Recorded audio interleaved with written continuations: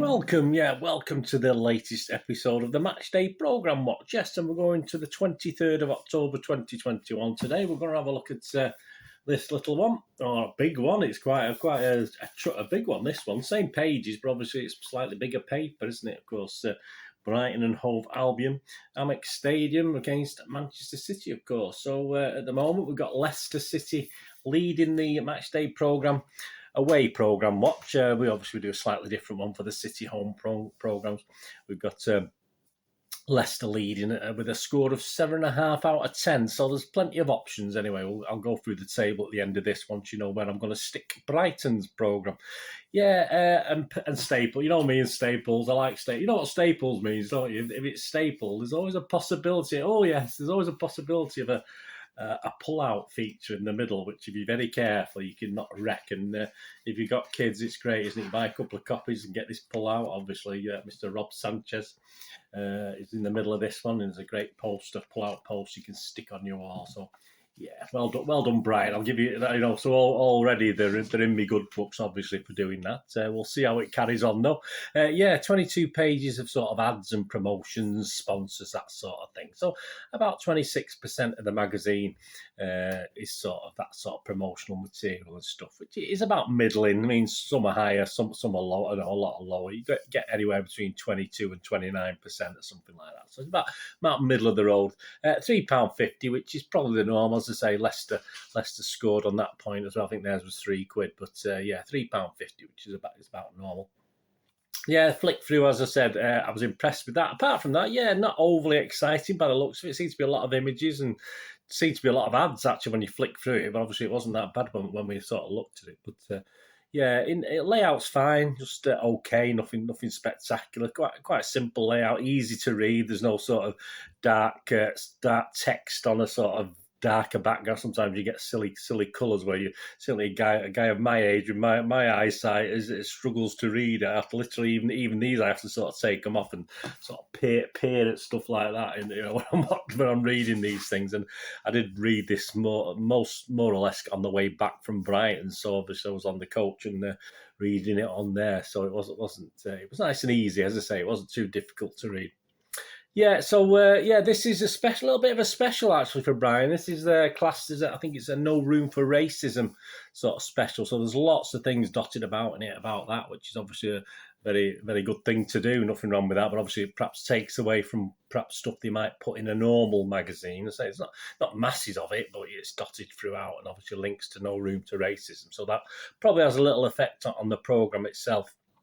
You get your Potter introduction, and sometimes, as you do with these, you get a chairman. Well, you got a deputy chairman in this instance, talking about football and stuff, and obviously about the anti-racism issue as well. So stuff like that, which you'd expect.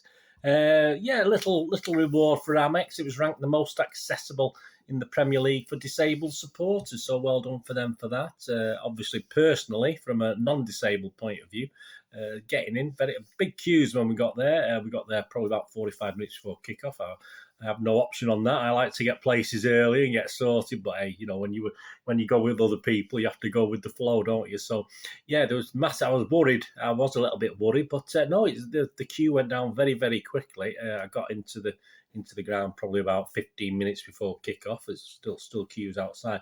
But what I noticed was they weren't scanning everybody. I mean, I know the lad I was sat to next on the coach, he didn't get scanned. He's only in his 40s. He didn't get scanned. And I certainly didn't. Obviously, who would scan me? I'm a very obviously a good citizen, aren't I? I wouldn't. But that was interesting. So not everyone got scanned. Whether that's not a legal requirement, I'm not too sure. But I just got waved in once I got past into the sort of area where they were scanning people. So I was quite happy with that. But obviously, was that based on the fact it was late? I don't know. We'd have to ask Brighton, and I say I don't know the legalities of things like that. But I mean, obviously, from a personal point of view, thoroughly acceptable because I don't need scanning, do it. But hey, there you go. So that managed to get the queues in and get the queues down and get the fans in, which was excellent. You get your city section, 8 pages, nothing spectacular. A couple of pages of pen pictures, a nice little piece on Cancelo with his stats and stuff like that, but not overly exciting. Then we get a nice, as you know me and my history, a nice two-page game history from a 2008 clash in the League Cup that they actually won at their place on penalties. If you were there, I wasn't there that night. It's my first trip to the AMEX this year. So if you were there on that one, they won on penalties, and it does include a nice touch, a look at the night's programme as well. So they look at the programme from the game. I don't think I've got that one. I didn't check to look, but I didn't look to see if I have got it. But so that was a nice touch and a nice little game in history. Obviously, a win for them, which is fair enough. I mean, that's how it is. It's their programme, isn't it? They don't necessarily put a defeat in, but there you go. There's an interview with Taylor Richards. Yeah, I don't remember the name particularly. He was on City's books, obviously, I think academy-wise and stuff. And he's very generous. He remembers his time at City very fondly. He's very generous on that and talks about his recent elevation to the Brighton first team squad, which just for this season. So there's like a description, and then they do a Q&A, which is good. I like the little mix. I like when obviously there's a little article and then they do a Q&A as well. Rather than do one or the other, I think that's a good little mix of stuff. And they do a similar thing with Dan Burn as well. He's next in it, and he says, City are the best in the world. Well, thank you, Dan. I mean, that's very nice of Dan to say that. He's gone up in my estimations now. He's a big lad, isn't he? But he's only, I think he's 6'1". I thought he's about 6'5" when I looked at him. But I just looked on Wikipedia before I came on here, and Dan Burn, and he was like, down as 6'1", unless my eyes have looked wrong. I'm not too sure, but it does appear a little bit bigger than that, doesn't he? I mean, I'm just about 6, and my lad's about 6'1", but he does appear a little bit bigger. And as we mentioned, the middle, the best bit for me anyway, the pull-out feature is on the keeper Sanchez with articles, and then obviously right in the middle, if you pull it all out, you get a great image of him, which I can't do because I'm not going to pull it out because it's no real interest to me. I'm not going to ruin my programme. But of course, it's great for the fans, great for the kids, isn't it? If you can get that. I want City to do things like that, but whether that'll happen now with the new bound programmes, it's very debatable. Hayden Roberts, is another guy who's been elevated to the first team squad. He talks about a loan deal he had at Rochdale, which is quite interesting, how it helped him through. And again, it's a mix of article plus Q&A, which is very good. And then continue with the Rochdale theme. You look at an ex-player called Jimmy McNulty, who used to play for Brighton. And obviously he was involved at Rochdale with these guys that went on loan, including the one we spoke about, Hayden Roberts. Before, and he talks about that, and obviously as he used to play for McNulty used to play for Brighton, he reminisces about his time at Brighton as well. So from a Brighton supporter point of view, very interesting. Not so much for me. I don't mind reading bits and bobs, but that was a nice little piece, like link the two together there with the Rochdale sort of thing.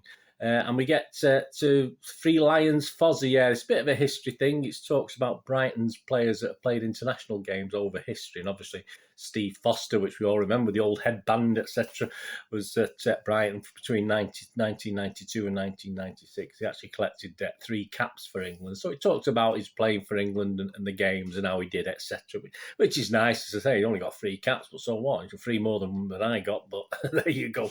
So a nice little piece, Three Lions Fozzie, it's called. So obviously he used to call him Fozzie, which I don't know where they got that from with a name like Foster, but hey, there you go.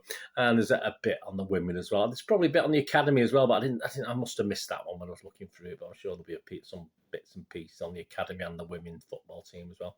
So there you go. As I say, initially I was quite not excited, but I was quite impressed, obviously, with the pull-out poster.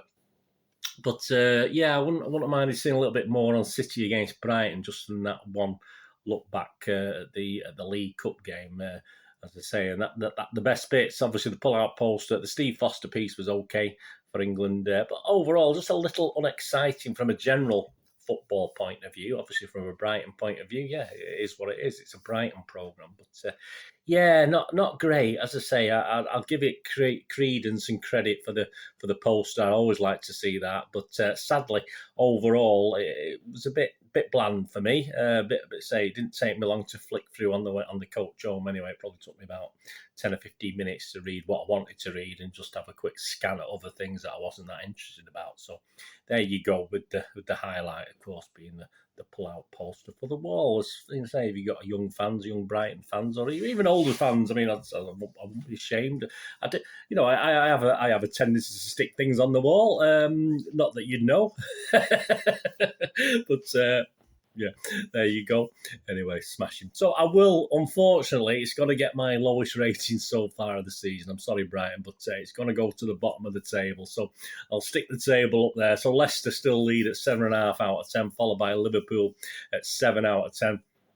Spurs and Chelsea are both at 6.5 out of 10, but I rated Spurs just slightly better than the Chelsea one. And sadly, down in 5th, obviously, Brighton, and that's mine. I'm not going to go lower than 6 out of 10.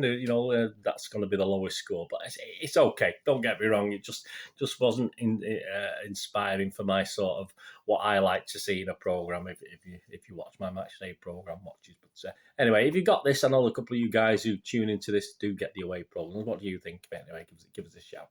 Anyway, thanks for watching. What you're going to do rest of the day, have a great one. Look after yourselves, look after your friends, look after your families. More importantly, let's all look after each other. Till we meet here again on the Citizen channel. Or perhaps, please, have a scan, have a look at my film and TV channel. I try and inform and entertain on there. Have a dip in and out of that as well. If you fancy watching a film and you think, oh, should I go and watch it? Have a look at what I think. I'm usually quite sensible in my views, usually, not always. There you go. So have a look at that. But otherwise, if you're not that bothered about film and TV, just come back here. There's loads of stuff, as you know, on the Citizen channel. Loads of magazine vlogs and past and present stuff. Please, all your support is much appreciated. Right, I'm only going to ask you one thing, guys, aren't I? Please stay safe, Blues. Come on, City.